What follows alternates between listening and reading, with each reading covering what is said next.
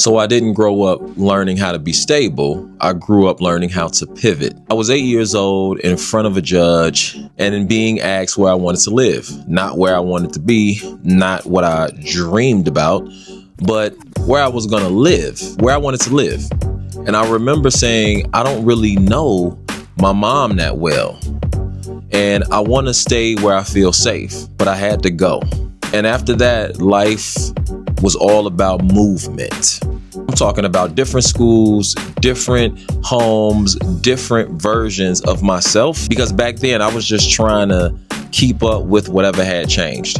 I remember being 8 years old, riding a train in Chicago all by myself, going back and forth from our shelter, just trying to make it to school and make it back without anything going wrong.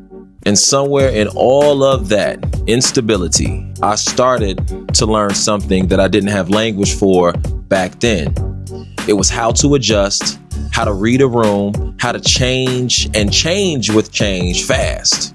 But survival, from what I've learned, comes with a cost, because by the time I got to high school, I remember looking at my first report card and smack dab in my face, 5 Fs. And I knew I wasn't dumb, but I also knew that nobody was coming to translate what I was going through at the time. I made a decision then. If I can just get through this, I'm coming back for kids like me. And then life hit again. My father, who had just come back into my life, died suddenly. And that was the moment that I realized that instability wasn't going anywhere. I made a different decision.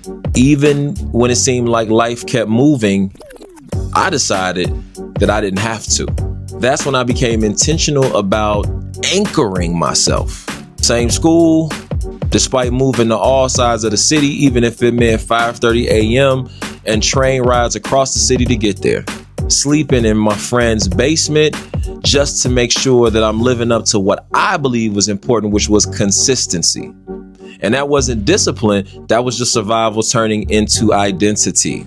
Because years later, that same identity, those same instincts have followed me in everything from education to leadership to running a business, running programs, launching businesses, running schools. From the outside, it feels like that's some range, right?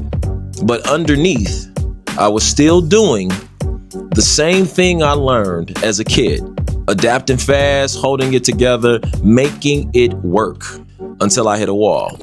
Because at some point, being good at surviving starts to feel like you don't actually know who you are without pressure. I stopped. I stepped away from the next title. I stepped away from the momentum, the next opportunity. And for the first time, I started asking a question to myself. What is all of this actually pointing to? All this circumstance, all the situation, what is it actually pointing to? And when I look back at every transition point, at every rupture, every restart, I started realizing something. Those weren't random moments. Those were breadcrumbs, patterns, signals. That's where Identity Unframed actually comes from. Not from theory, not from credentials, but from the decision to finally inventory my life and realize that the things that I survived were actually trying to tell me who I am. Now the work is simple. Help leaders do the same, because your story is an extra. It's not something to clean up. Let me repeat, your story is an extra. It's not something to clean up. It's your professional fuel. If this resonates, schedule a collegial check-in ASAP. And maybe it's just to pause long enough to see what your story has been trying to show you at this particular part of your journey. It's always a pleasure. Reach out. Talk soon.